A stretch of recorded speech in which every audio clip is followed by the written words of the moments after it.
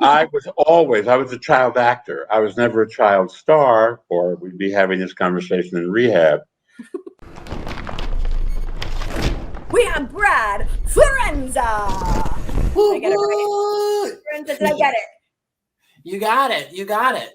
Perfect. Now, do I keep it going for the next guest? I'm just going to do it anyway. I got to raise the roof for the next guest. Let's do it. Coming to the stream right now. We got the wonderful Bruce Vilanch, everybody. Mm-hmm.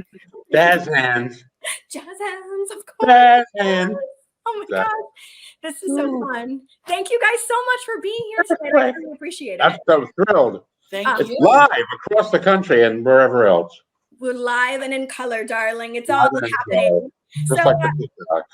I wanted to ask, how did the two of y'all officially come to meet? Because you've been working on the project Around the Sun. And so how did the two of you guys link up? How did this come to be? Well, he played the relative card on me. Go ahead. It's true. It's true. And everybody wants to hear from Mr. Vilanch, as they should. I do too.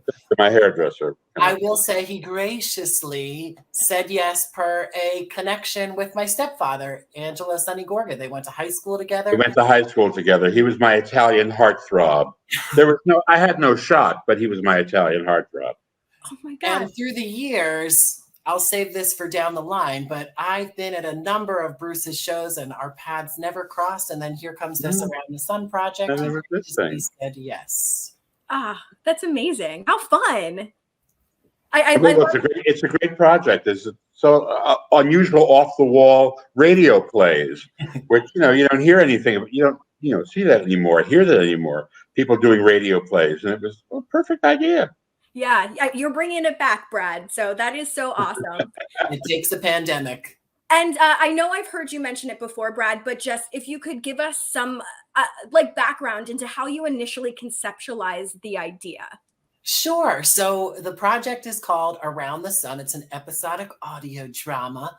And the pieces are shorter, 10, 15-minute pieces. They're all self-contained, wound together by some existential themes of human connections made and missed, and conceptualized as short self-contained plays. And then it does take a pandemic to make something more out of them and let them live in the universe a little more permanently, a little more fully, and a little more visibly, thanks to the good graces of Bruce Vilanch and others. Yes. We will raise the roof again. So, okay, Brad, you did mention it's about human connection. So for the both of y'all, was there a person in your life that was always just the ultimate positive influence? Wow, that's a very good question. I mean, there were a lot. I mean, I don't know if there was just one. I had a lot of positive influences around me. I will say that after when I met Bette Midler, which is now 50 years ago. And I don't know why, because her piano player, Barry Manilow, was only 38. So I don't know how this happened. But she turned me around. I was an angry, kind of an angry guy. And there was so much joy when I would watch her work that kind of brought me up and put a smile on my face. And of course, she had her own mishigas, as we say in French, her own kind of craziness that she was dealing with, but I guess over the years it has seen me through a great many things, and I also discovered early on, working with her and touring the country with her, that thousands of other people felt exactly as I did. They would show up, and that was why they would continue to show up, because she had that effect on people. She really does. Yeah, I just watched Hocus Pocus 2, which of course she's sensational in, because she's wonderful in everything she does. And she still, I get it, Bruce. She makes you feel like some kind of crazy emotions. And yeah, she's wonderful. Got it. She has incredible body language, among other things, but she gets to use a lot in Hocus Pocus, because that's I worked on it with her, and that's such a bizarre witch. I mean, it's truly from another plane. And there's no one else that could have pulled off that role. She is the only one. It's maybe. I mean, they keep talking about, we'll do a musical, we'll do this, but I mean, I don't think they can do anything without the three women. I mean, because they put their stamp on it, and anybody else who's going to come along is going to have a very hard road to plow. Yeah, they really are. They will. And I mean, part of the joke in the movie is all those drag queens and non-drag queens impersonating them. Yes, At Halloween. So I love it. Shout out to Cornbread, one of my favorite drag queens of all time. Adore her. Brad, what about you? Any positive influences that come to mind? Yeah, absolutely. And I'm sure we'll circle back to it later. I'm thinking about Bruce's show, Here You Come Again, that I just got to see at Delaware Theater Company. We'll talk more about it later, I hope. But it's about, in part, one man's affection for Dolly Parton. And I couldn't help but sit there and think of my growing up and my coming of age through Bernadette Peters. Just imagine being sandwiched between Bernadette and Dolly Parton. That would be a lot. Anyway. Well, yes, it would be hard to breathe. Absolutely. You'd have to find, something in the cleavage, a little passage through. Absolutely. Get a straw going. And what a wonderful, beautiful world to be opened up to through Bernadette comes the world of Sondheim. And for me and my growing up, it also opened a door to the Norman Lear world, which not everybody might associate her with, but she's part of that. Just like the world of Dolly, the world of Bet, they're people, and there are wonderful worlds that come with them. And that was true for my coming of age with Ms. Peters. And I totally got that was some of the vibe Here You Come Again was going for, and succeeded. That's wonderful. I feel like Dolly Parton is the one person in this entire universe that could facilitate world peace. She is just the ultimate. I ordered Who are you going to be for Halloween? Who am I going to be? Yeah. Dolly Parton. Yeah. Did you already know that, Brad? Did I tell you that? No, you said it in a prior interview with Jason Marsden. Yes, I did. I love. I'm going to go as Dolly Putin. What a mashup. I know, exactly. He has a distant cousin somewhere in the Crimea who I'm studying closely. I cannot wait to see your costume. I'm sure it'll be fabulous. So Bruce, can you tell us a little bit more about the show and production? Because Brad, you said you recently got to see it. I did. We did a production of it at Delaware, the Delaware Theater Company in Wilmington.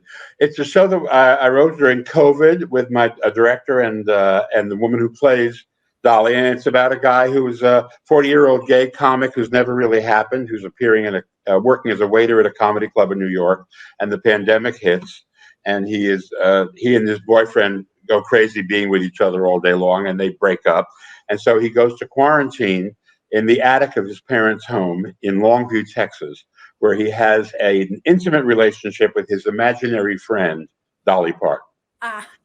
She emerges from a poster. She has it's called it's upside down, but there you go. Here You Come Again. How Dolly Saved My Life in 12 Easy Songs. And it's the two of them and 5 musicians, and it takes us on a journey.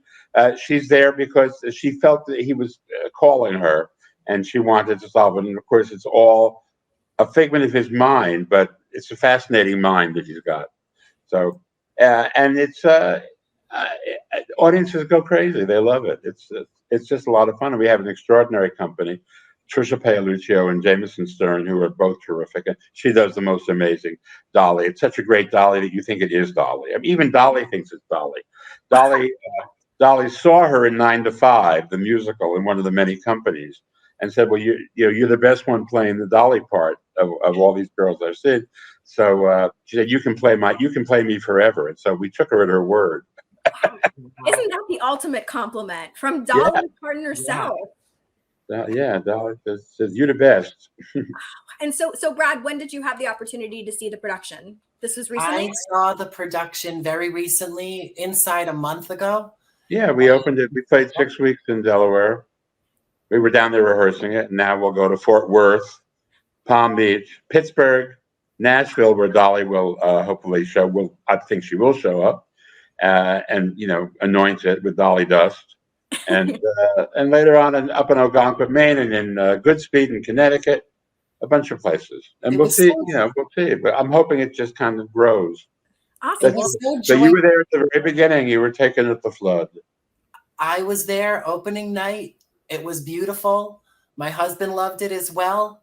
And so joyful. And it's a two-hander. And we all know the songs. And many of us can relate to just having someone, maybe not a public figure, though that is the case for me, but having someone or something in your life that provided a hint of escape. And in pandemic, I was looking for soul food. I did revisit some of my Bernadette albums and things that were comfortable to me. Right. And yeah, I look forward to seeing the piece develop. It's very user-friendly, very joyful, and just a great two-hander piece. Awesome. Well, if you're heading down to West Palm, that's my neck of the woods, so I'll definitely have to come check it out. We'll see. We may be doing it. We're not sure yet. We haven't got a wet signature. That's my favorite expression. Well, fingers. It's not a Zoom thing. We need a wet signature. A wet signature. A real signature on a piece of paper. Yes, of course. Well, I wanted to ask, and obviously, we're talking about this production. For both of y'all, what is your absolute favorite thing about now that the world is ever so slowly creeping back to whatever normalcy would be? What is your favorite thing about doing live theater? Wow. Well, as a performer, there's nothing like it. I mean, I did Hairspray for 2 years on Broadway and on the road. There's nothing like the rush of energy that you get when you're out on stage and you're relating to real people. Theater is one of the few places where that happens. That's structured, as opposed to going out and doing comedy where you could have to engage with a drunk or something. But in theater, that's very rare in theater. But it's you can create something that's deliberately making a connection with the audience and doesn't rely on huge special effects or close-ups or any of those cinematic things that movies do. And it's a far cry from writing. Writing is very solitary. Even if you're working in a group, it's just you're entertaining the group. But it doesn't get that. There's nothing like that connection. That's what's so brilliant about theater. It can't be too large because you can't lose that connection. Very fair. I would agree. I think there's a hint of spontaneity in theater that no other medium has. And also you get to work with people in a different way from beginning, middle, all the way to end and feed off the energy of the audience for sure. Right. Awesome. I wanted to ask kind of as a follow-up, and I always love hearing people's different takes on things, but do you guys have any theater superstitions, so to speak? Like when you're doing the Scottish play, in Shakespeare. Well, there you have to. If you say you have to turn around 3 times and spit. Oh yeah, plenty of that. Sure. Of course, don't whistle in the dressing room. Mm-hmm. And that was. They're superstitions now, but they all were based on reality. I mean, because before there were headsets and everything was electronically done in theaters, they would give cues by whistling. That would mean lower the drapes or open the trap door, so somebody could die if somebody accidentally whistled and they opened the trap door. So that's where that came from, and it became a superstition because they figured if people won't obey a rule, they will obey a superstition. So a lot of these things started out that way and then became that's where they don't wish anybody good luck, wish them to break a leg. So the opposite of good luck, right? Because it would just seem so improbable. It's all fascinating stuff, but yeah, I've heard the whistling one before, but I never knew where it came from. And thank you, Bruce, because now I know. Agreed. That is absolutely. There's a lot of fascinating stuff. Like when you say you're in the limelight, that was because they actually squeezed limes over the gas light to give it a certain effect, to soften the effect of the light. It kind of infused a kind of greenness into it. So that's what the limelight comes from. I didn't know that either, but it has a better ring to it than lemon light. So and the green room comes. There's several definitions of the green room, but one is that when they were looking around backstage to find a room for visitors, they would paint a room green, and they would say, "Look for the green room." That was where you could hang out and you weren't in anybody's way. Wow. Interesting. Yeah. I'm learning a lot here. I love it. All stuff that comes from, it's all from London, basically. It all started in London, like Shakespeare, probably, you know. Of course. Brad, have you heard of any other superstitions? Well, you know, I try not to steer into superstitions because when I do, I get more OCD than I already am. But I do wish people a broken leg as opposed to good luck. That's right. You accidentally wish someone good luck, even though I'm sure they're fine. It gets in my head that I might have thrown them off in some way. Mm-hmm. Well, we all, what in the theater, what they say a lot is merde, which is French for shit. And it's merde, and it's kind of, it has many meanings, but one of it is like we're all in it, basically. You know, it's too late. We got to do this thing, whatever it is, good, bad.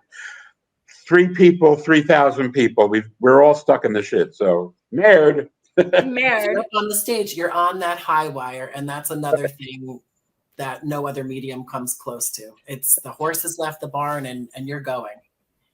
Very fair.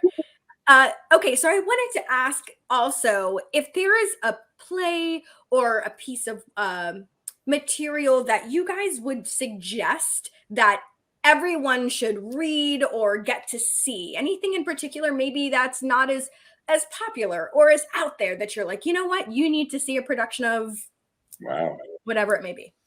I like the intimate dramas, as Bruce is thinking. This kind of face doesn't really get cast in intimate dramas, but now that I'm writing and producing, maybe there's room for Bruce and I to do Long Day's Journey into Night or something. There you go. Very long. I'm Mary Tyrone. I want to have the belladonna glaze. And the morphine. Exactly. You know, I don't know. I don't know what one thing would say, go see this because it will suck you into theater forever. I would know. I could say politically, I think everybody should see The Diary of Anne Frank because there are Holocaust deniers out there, and it's an absolute true story, and it's terribly moving. And once you've seen it, you kind of realize, well, this actually happened, and it could happen to me. It could happen to my people, whoever your people happen to be. You could all wind up hiding in an attic, depending on who the power is at the moment. So I think that's an important theater, and it works better on a stage because you are in that attic with them, as opposed to sitting in a movie theater watching it with popcorn or sitting at home having sex while Shelley Winters is acting on your 75-inch television screen. And slow parts, you know. So it's a very theatrical thing. I heard that Shelley Winters gave her Oscar for Anne Frank to the Anne Frank house in Amsterdam. Don't know if there's truth in that. I don't know. I mean, the other myth is that she always carried around her Oscars around in a big tote bag. So when she would go into meetings and they would say, well, tell me about yourself. And she would put them on the desk and say, tell me about yourself. So I don't know. She may have. I don't know. When I was at the Anne Frank house, I didn't notice any Oscars. No, there weren't any laying around. No, I mean, but it was many years ago. So, but she had already, I think she had already won the 2, or at least she'd won one of them. And the first one I think was for Anne Frank. Yeah, it is. Yeah, second picture called The Patch of Blue that people don't remember, but she's very effective in it. I agree with you, Bruce, that it is a very important part of theater. And growing up being Jewish, that was always, you know, like you said, there's people denying that it ever happened. And, you know, in the state that I live in, I believe that it was also a book that was banned in Florida as well, that they think that it's not appropriate for children to yeah, right. It's so important. Thank you for mentioning that. I offer the fact that she may have dedicated her Oscar to the Anne Frank house just to remind us that theater can be reflective of the world that we're living in. Well, that wouldn't surprise me because Shelley was the big lefty Jewish person. So that would be certainly within her character to do that, because she was very political and she was, and you know, her real name was Shirley, and I mean, she was a Jewish kid from New York. And it's art, but it really happened. Yeah. Wow. Ooh, powerful stuff. So obviously we're talking a lot about the world of theater, and I'm kind of curious about both of y'all outside of theater. So what other fandoms, I guess we could say, do you guys have outside of this wonderful, wonderful world of theater? And what kind of, stuff are you guys into growing up that kind of shaped you to who you are right now? Well, as Brad, you go ahead. They want to hear from you. Well, I grew up with his stepfather, so I was a child actor. I was never a child star, or we'd be having this conversation in rehab. But I was always into this. I mean, my mother told me that I learned how to read by looking at the movie ads in the paper, and it's true. I mean, I don't know why I was always kind of fixated. I've now discovered my birth family, and it turns out that my mother, my birth mother, who had me when she was 16, was packed off to hide while she was pregnant. She was packed off to live with her Aunt Rose, who was an accountant who worked for the Ringling Brothers and lived on a circus train. And so for 8 months, she was around the country with the little people and the Russian drunken Russian aerialists and the elephant trainers, and grew up in that atmosphere. And then I was born. She came home and had me. And the first movie I saw was The Greatest Show on Earth, which happened to be about the Ringling Brothers Circus. Sure. And so I thought, now I'm putting it all together. 100 years later, I'm saying, well, of course, for 8 months I was absorbing circus, and now I can't get it out of my blood. It's part of who I am. Right. So if you go with that sort of weird spiritualistic theory, so I never cultivated any hobbies. I didn't collect stamps. I don't know. It's always been about show business, and I've always found enough to do to keep myself occupied. That I never really. I mean, I enjoy baseball, but I'm not one of those OCD fans. Mm-hmm. I don't garden. I don't do any of this stuff. Other people do that. I find there's always something involving performing arts that gets me going. Yeah. Brad? I agree. I can relate to there's always something in performing arts that gets me going. I didn't always a craft produce. I appreciate it too. Does it have a name? Oh, my pumpkin? Yeah. Yes, he does. This is Sir Percival Von Pumpkin Patch. Ah. Yes. Of the New England Von Pumpkin Patches. Oh, very, very well. Thank you for asking. Probably from Salem, and probably lived near Mayor Trask. Oh, God. Yes. I would say, in the spirit of Halloween and Mr. Vilanch, and worlds that we were exposed to that were influential. I mentioned two of mine earlier, but I would also say variety television, which seems to be a dying art, but Around the Sun project that Bruce is in, nobody's compared it to variety television. It is an audio drama, but they are all self-contained pieces of art. They are all standalone pieces linked together by the connective tissue of existentialism and relationships. Yeah. I love cable kind of killed variety television that way, because you could find variety all over the place 24 hours a day once cable came in. But it came back as a competitive sport, and it's been gigantic, from American Idol to The Voice to So You Think You Can Fart to that you think maybe you can't fart. Yes. I'm on that one. To the masked farter. Yeah, I mean, there are all of these. There are a million. They are all variety shows, but what they've added is a kind of heinous judging of people. I mean, nobody judged Vicki Lawrence when she came out and sang on the Carol Burnett show. She wasn't judged. But now, it's all, you get to see all of these fabulous performers, and then you get to see them all judged. There's something really, I think, I was going to say very American about that, except most of these formats were initiated overseas. Right, from the UK, yeah. I mean, America's Favorite Home Videos, which has been on for like 30 years, started out as a Japanese show about people getting hit, playing golf and getting hit in the balls, and painting at weddings and all that kind of stuff. And that was, who knew the Japanese were so sadistic in their private lives? But it came over here and became a gigantic success over here. So it's not, these are not originally American things. I think this is like human beings want to see other people compete in whatever they can. I mean, now we've got baking shows, you know, and cooking, everything's a competition. I mean, they used to just be Julia Child whipping up a souffle. Now it's 3 different people who are going to win prizes if they can out souffle each other. Like, it's a lot. It's a lot. And I'm not competitive by nature, so this all strikes me as being insane. I actually got to compete on a Japanese style type of show, and it was pretty sadistic. That is correct. Oh, yeah. But I feel like, you know, we don't have the Gong Show anymore, which, even though it was technically a competition, it's not like you don't have a Simon Cowell there, you know, telling someone to, you know, never. And the Gong Show, once it was on, it was like people going on punking it, saying, how lousy can we be? Maybe we'll be lousy enough to win. You know, I mean, it's just first with people who thought they were really good and were really terrible. I mean, they were very high camp, you know, failed seriousness. Yeah.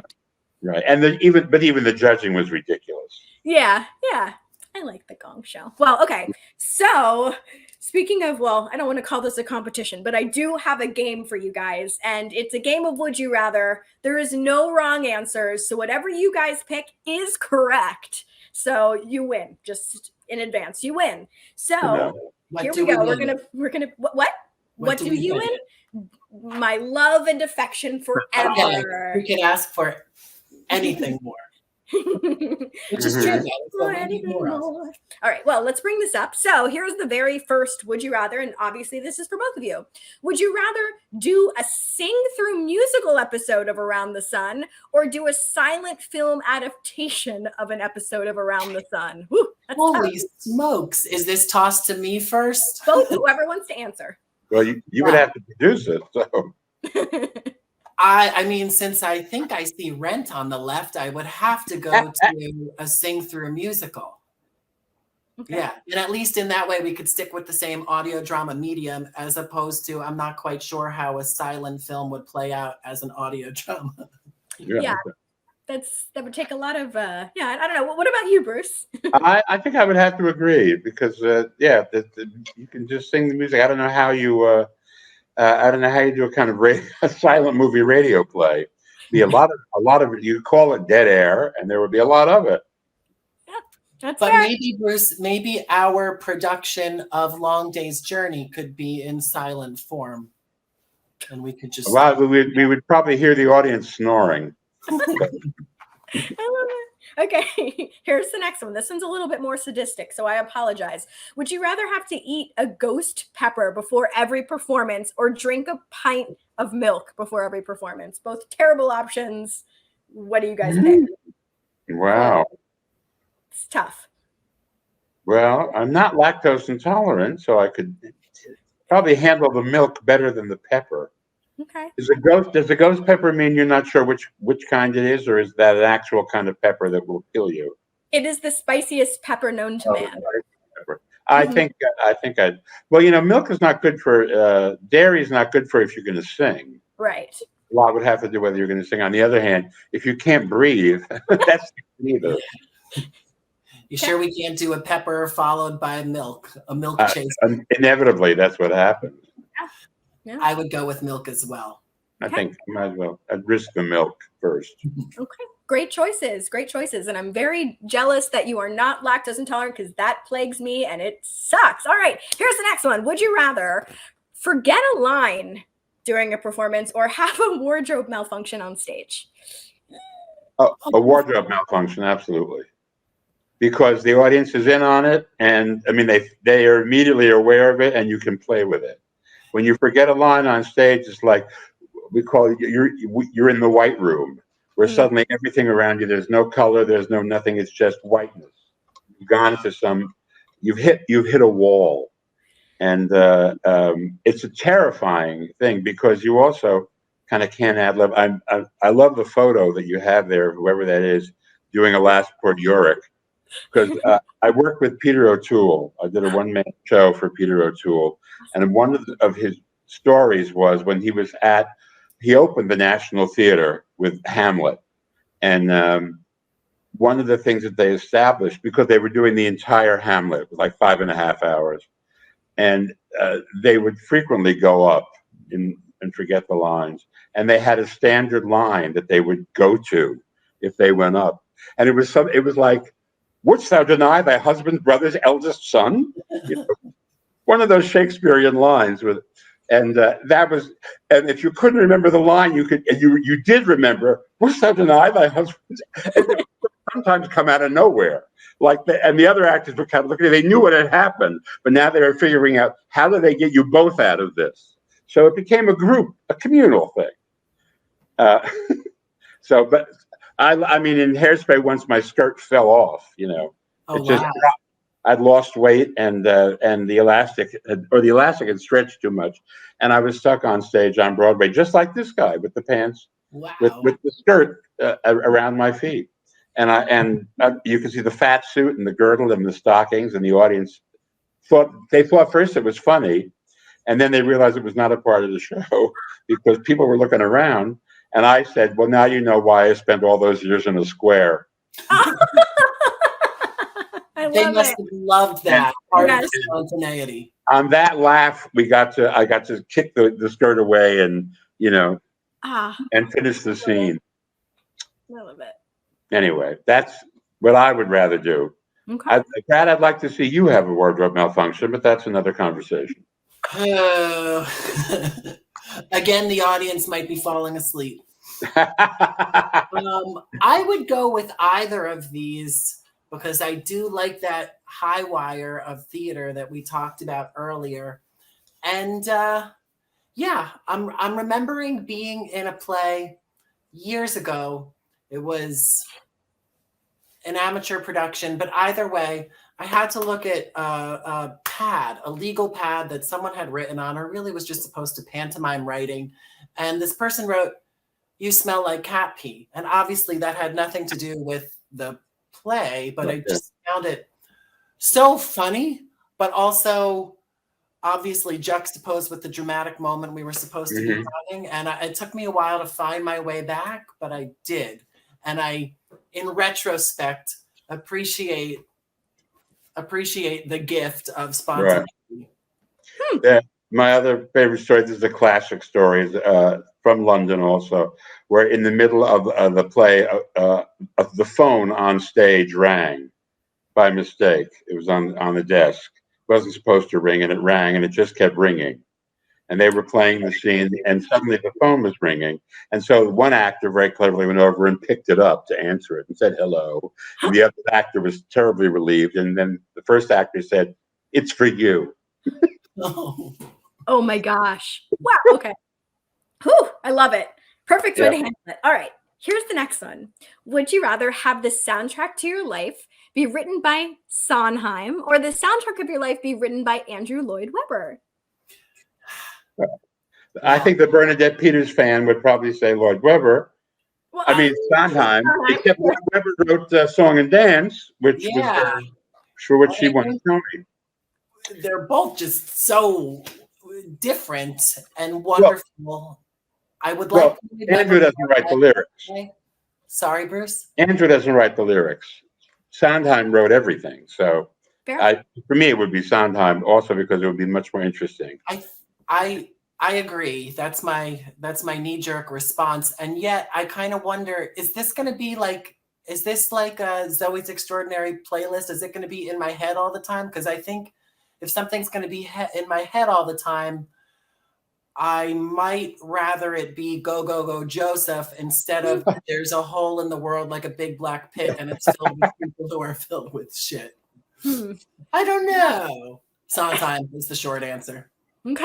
It's a great answer. Great answer. Both of you guys doing great so far. All right, here's the next one. Would you rather travel back to the Renaissance era or travel 700 years into the future? To me, it's a number. We know what the Renaissance era was like. We have no idea what the future will be like. the odds of traveling back to the Renaissance era and me not dying of some disease within a week or being murdered because I've been caught doing something with the stable boy, I'd much rather take my chances in the future, because that's unknown and it could be over equally quickly. But at least it's something to be explored. We know what the awful stuff is, but back there. And yet, he's such a Renaissance man. I'll be a Renaissance man in the future. They won't. Who knows? I like that vision of the future. That's pretty cool. That's pretty good. Yeah, especially the flying things like they have. All those things that are not being controlled by air traffic control. That's the interesting part. And that kind of looks like Dubai today, actually. Minus the flying things, but yes. Minus the flying things, yeah. Brad, what do you think? I think if they have plumbing and air condition in the Renaissance, I'll go back there. But I know that they don't. So I think that puts me on the side of the future as well. Okay. Great choice. All right. Here's the next one. Would you rather act in a production of the first play you ever read or act in a reboot of the first movie you ever fell in love with? Oh, well, that's easy. First movie, well, The Greatest Show on Earth I fell in love with. But also at that same period was a picture called There's No Business Like Show Business. Every Woman songbook with Ethel Merman, Marilyn Monroe, Donnie Ray, Mitzi Gaynor. I mean, it was about a vaudeville family, and I would certainly love to be in a reboot of that, or in The Greatest Show on Earth. But if it involved doing circus tricks, probably not so much. I could be a clown. I mean, I don't remember the first play I ever read, so it's. But I know that I would much rather be in one of the movies that I fell in love with as a kid. Who wouldn't want to be in a movie that they fell in love with? Yeah. I can also remember some of the first movies that had a palpable impact on me as a child and as a young adult. As a young adult, it was The Graduate. And gosh, I made my friends do my own version of The Graduate when we were in high school. And yeah, when I was growing up, I made my friends do versions of other things. And were you Mrs. Robinson, or were you? No, but I would love to be Mrs. Robinson in the drag version of The Graduate. I see, yeah. Or Alice. You, Mrs. Robinson. No, I totally was Ben Braddock. I stole that. It's my show. I love I'm doing it. Awesome. All right, we got like 3 more, and then I know we got to let you go, Bruce. So here we go. Yeah. I know we mentioned reality, but let's see.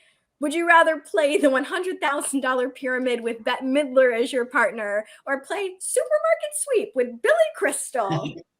Well, I don't think we would have a chance at Supermarket Sweep because we're both, depending on who we're playing opposite, because we are both a little old to run around with a shopping cart and grabbing things, and Billy could not reach a high shelf, so I would have to do a lot of that. So, although I love him and he's terrific, but I think it would be Bette because we both get to sit there and make jokes and pretend we were intellectual. So that would be much more fun. Awesome. And I think I would respectfully opt for Supermarket Sweep with Billy Crystal. There we go. Well, he is athletic. He's always been athletic. He's quick. You might have a shot. The two of you might have a shot. And really, I would just drag him down. It's the game show that I'm more familiar with, so I'll have to freshen up on 10,000. I just love it because I love Leslie Jordan, who Leslie Jordan, not Leslie Jordan. Leslie Jones. Leslie Jones, sorry.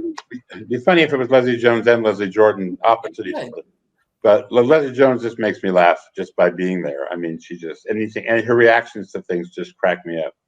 I love her too. She's just really funny. She's great. Yeah. All right. We got 2 more. So would you rather go back in time and read a scene with Orson Welles or go back in time and read a scene with Laurence Olivier? Well, I'd met them both. Olivier was a big fan of Bette Midler's, and they were going to do the Roy the Grease Paint, The Smell of the Crowd as a TV special at one point, but it just didn't. He he had money problems, which alarmed all of us because I guess, I don't know, over the years he spent a lot. Orson Welles, of course, famously had money problems. And I did read a scene with him, actually, but it was just something that he was doing on a show that I'd written. So I got to hear Orson Welles read these words. But I think it would be Olivier. I mean, because he was such, I mean, they were both great actors, but Olivier would disappear into every character that he played. And Orson Welles was Orson Welles. You know, that was the template for everything. And he was a great Falstaff, though. I never saw Olivier do Falstaff. So he was an incredible Falstaff, which is the part I always wanted to play. That's a great part. Anyway, Brad? I would go, I'm out of my depth here, but I would go with Mr. Wells. I did not meet either of them, or let alone work with either of them. I was thinking this was such a like, not even a humble brag, but it happened to be true. Oh, it's amazing. It's history. It's a world that you're part of. And again, thank you for doing Around the Sun. Available wherever you listen to podcasts. All right. Well, we have one final one. This one's a bit kooky, but we'll get through it. So the final one, would you rather be a reverse merman or a reverse centaur? Oh, wow. Wow. There's Yeah, a joke. There, you know, a reverse. It's so strange. So it's a fish and well, you know, I'm very lusty, and there's really no reason being a horse if you don't have a horse dick. So you might as well be a fish, and you know, with a nice piece, and see what it gets you. I don't know. Okay. All right. I'll go like Don Knotts in The Incredible Mr. Lipid. I will go for the fish as well. Okay. Great. Perfect. Well, you guys got them all right. This has been such a joy. Thank you to both of you. And before I release you back into the world, any final thoughts you want to leave us with here on this fine Thursday? I will jump in first. Go ahead. Plug away. The last I will plug. And to that end, thank you, Bruce, for doing Around the Sun, and his co-star Mindy Cohn, among others. And thank you, Kid Cadet and Talkulture, for letting us talk a little about it. Go see Here You Come Again when it comes to a city near you. And happy 40th-ish anniversary to the Paul Lynde Halloween special. Oh my God, is that coming up? Well, that'll be soon, I guess. When did we do it? We did it late 70s, I'm guessing. I mean, that was so we're creeping up towards that, I think. I don't know. I have terrible at math.